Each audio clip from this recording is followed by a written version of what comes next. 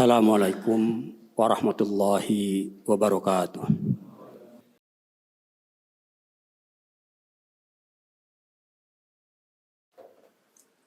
Alhamdulillahilladzi arsala rasulahu bil huda wa dinil haqq liyuzhirahu ala dini kullih wa kafa billahi syahida.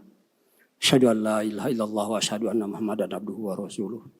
Allahumma shalli wa sallim wa barik ala sayyidina Muhammadin wa ala alihi wa man tabi'ahu bi ihsanin ila yaumiddin. Ya ayyuhal hadirun, usikum wa nafsi bi taqwallah, qad fazal muttaqun. Qala Allah Ta'ala fi kitabil karim, a'udzu billahi minasyaitonir rajim. Bismillahirrahmanirrahim. Ya ayyuhalladzina amanu atiullaha wa atiur rasula wa ulil amri minkum. Fa in tanaza'tum fi syai'in farudduhu ila Allah war rasul. Al-ayah. Hadirin sidang Jumat Masjid Salman yang dikasihi Allah. Hampir semua isi khutbah maupun ceramah pada bulan Ramadan ini tentu berkisar tentang kutiba alaikumussyam dan hikmahnya. Untuk tidak menimbulkan kejenuhan, dan kebetulan juga sesungguhnya ayat Al-Quran yang membahas tentang hal-hal yang kemudian kita kodifikasikan sebagai syar'i itu tidak lebih dari 8-10% saja. Sedangkan sisanya berisi tentang ayah, bicara tentang clue, bicara tentang petunjuk yang harus kita pelajari untuk kita ambil hikmahnya. Kebetulan kita baru selesai pemilu dan baru akan pemilu lagi 5 tahun yang akan datang. Mungkin ini masa yang cukup cocok bagi kita untuk mencoba merenungkan kembali tentang sistem pemilihan kita. Sehingga tidak, karena waktunya masih panjang, ya tidak diinterpretasikan telah mengarah pada 1-2 partai atau orang tertentu. Jamaah yang berbahagia, sesungguhnya negara itu adalah organisasi sama seperti organisasi yang lain. Memang dia ada keistimewaan karena membentuk kartel di seluruh dunia. Itu pun juga variasinya macam-macam. Ada negara yang hanya menganut 1 kewarganegaraan, ada yang 2 kewarganegaraan dan macam-macam. Jadi tingkat keketatannya juga beda-beda. Ada yang minta pajaknya besar tapi semua diurus negara. Ada yang bahkan tidak perlu bayar pajak sama sekali, yang penting orang kayanya bisa masuk. Macam-macam. Tetapi pada dasarnya sejauh kita berada di dalam lingkungan pergaulan, kita tidak bisa melepaskan diri dalam hal stelsel pasif kenegaraan. Memang negara itu dibangun di atas dasar kesepakatan. Dalam hal kesepakatan ini kita rakyat adalah stakeholder, sedangkan pemerintah ibaratnya sama seperti kontraktor yang mengajukan proposal untuk ngurus negara selama 5 tahun ke muka. Memang keuntungan dari sistem demokrasi dibandingkan dengan yang bukan demokrasi, walaupun punya banyak kelemahan, adalah bahwa lingkup dan batas kerja pemerintah sebagai kontraktor negara ini dibatasi pada wilayah eksekutif dan masanya 5 tahun. Sehingga kalau kita salah memilih, pada periode berikutnya kita bisa melakukan evaluasi. Tidak berkelanjutan. Walaupun sempat juga kita tergoda untuk memperpanjang dan seterusnya. Tapi untungnya itu tidak terjadi. Dalam hal kesepakatan ini, pesan Allah kepada kita itu di antaranya disampaikan di dalam Al-Maidah ayat 1 itu. Ya ayyuhalladzina amanu ufu bil uqud. Penuhilah perjanjianmu. Di dalam hadis Rasulullah, baginda juga menyampaikan, penuhilah baiatmu. Intinya sama. Kalau kita punya perjanjian, itu harus dipenuhi. Di dalam konteks negara Republik Indonesia, kita kebetulan punya kesepakatan yang dasarnya dinyatakan dengan Pancasila. Itu adalah kesepakatan yang luar biasa menurut hemat Khatib. Salah satu sila yang mungkin layak kita simak kembali, karena undang-undang dasarnya dan seterusnya undang-undang yang membentuknya rasanya ada yang tidak nyambung. Bunyi dari Pancasila ayat sila keempat itu adalah kerakyatan yang dipimpin oleh hikmah kebijaksanaan dalam permusyawaratan perwakilan. Ini secara eksplisit menyatakan bahwa kekuasaan di tangan rakyat yang diselenggarakan dipimpin oleh hikmah kebijaksanaan.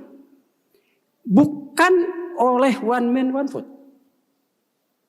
Dan di dalam satu permusyawaratan perwakilan.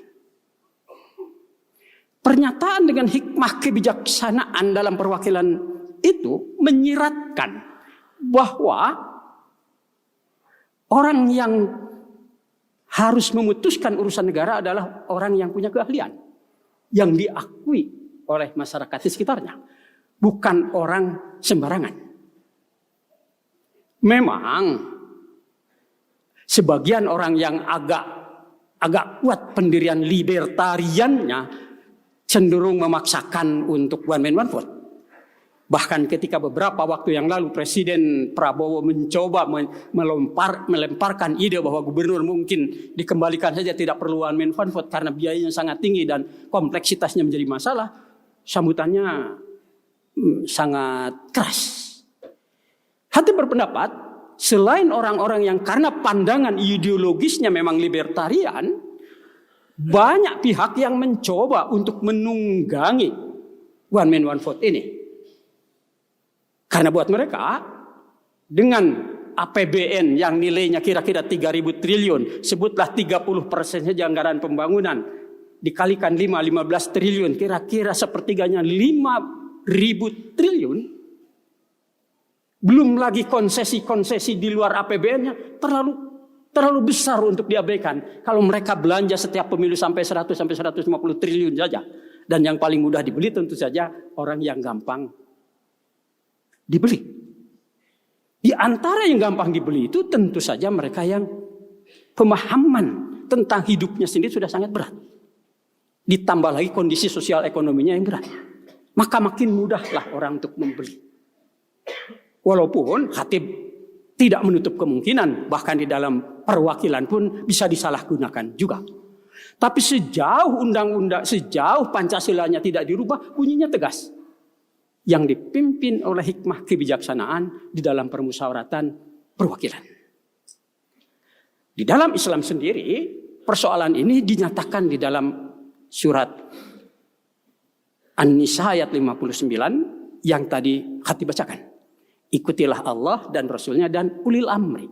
Sering kita terjemahkan ulil amri secara pendek sebagai pemimpin. Sesungguhnya ulil amri artinya pemilik otoritas.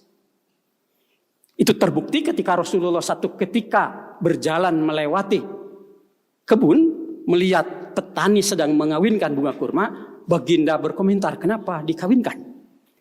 Tahu yang berkomentar itu adalah Rasulullah, orang ini berhenti mengawinkan bunga kurma. Di ujung musim kurma, lapor pada baginda, ya Rasulullah, aku tidak panen. Loh kenapa? Aku tidak mengawinkan bunga kurma, akibatnya aku tidak panen. Baginda menjawab, antumu a'lamu bi umurid dunyakum. Engkau yang paling tahu urusan duniamu. Walaupun baginda Rasul adalah pemimpin umat, dalam pengertian pemimpin kemasyarakatan, tapi urusan mengawinkan bunga kurma, petanilah. Dan Rasulullah mengingatkan juga, idza wusidal amru ila ghairi ahliha fangtaziris sa'ah.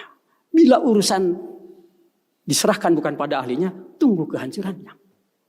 Hadirin sidang Jumat yang berbahagia, mohon tidak tersinggung bila kita ternyata masyarakat Jawa Barat senatornya adalah seorang pelawak atau seorang penyanyi atau apapun.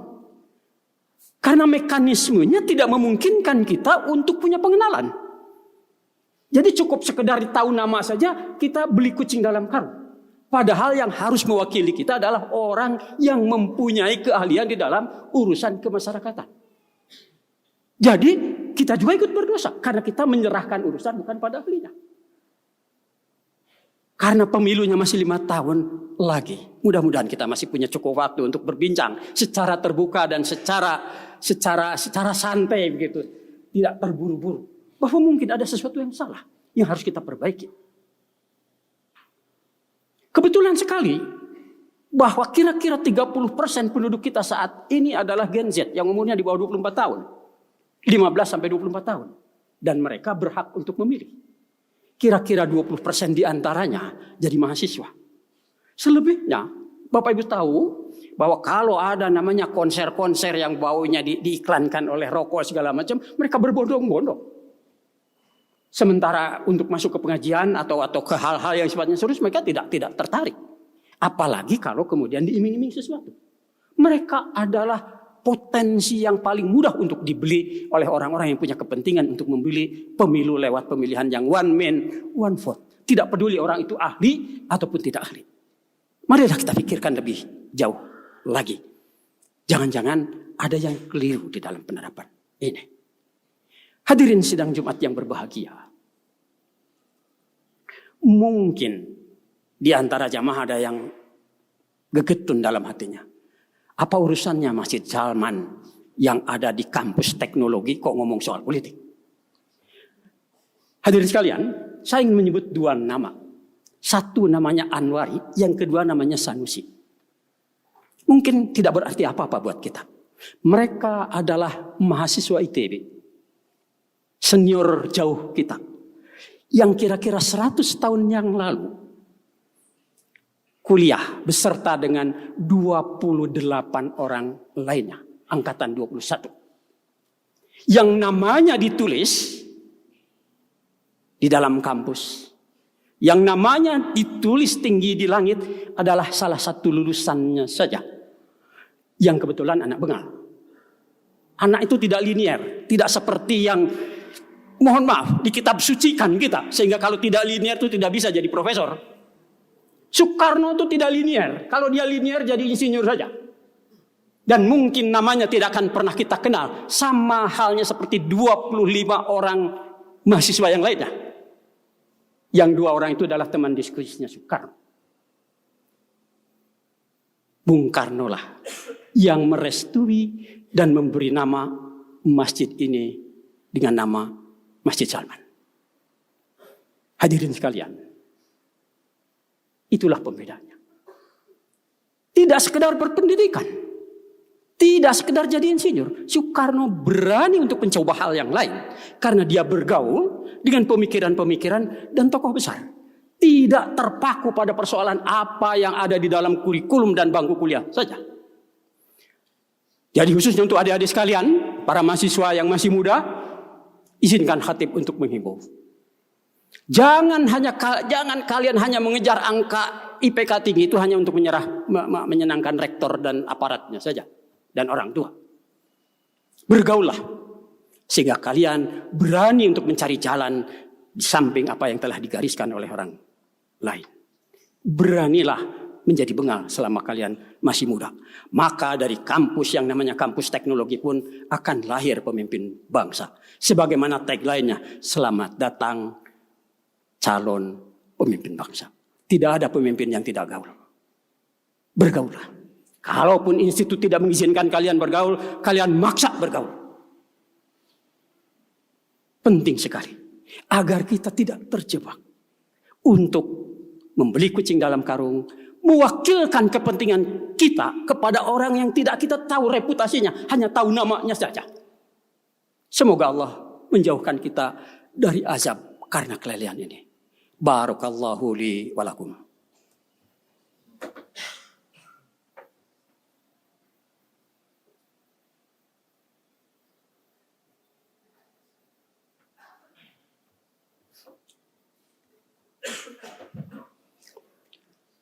Alhamdulillahirabbil alamin wa bihi nasta'inu ala umurid dunya waddin.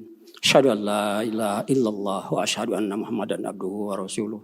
Allahumma shalli ala Muhammad wa ala ali Muhammad kama shallaita ala Ibrahim wa barik ala Muhammad wa ala ali Muhammad kama barakta ala Ibrahim wa ala ali Ibrahim fil alamin innaka Hamidum Majid.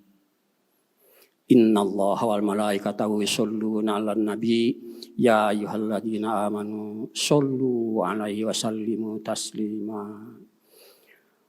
Allahumma rabbana zalamna anfusana Wa illam taghfir lana wa tarhamna lanakunanna minal khasirin. Rabbana faghfir lana dzunubana wa li ikhwanina alladziina sabaquna bil iman wa la taj'al fi qulubina ghillal lil ladziina amanu Rabbana innaka ra'ufur rahim. Rabbana atina fid dunya hasanah wa fil akhirati hasanah wa qina adzabannar. Subhana rabbika rabbil izzati amma yasifun wa salamun alal mursalin walhamdulillahi rabbil alamin. Aqimis shalah.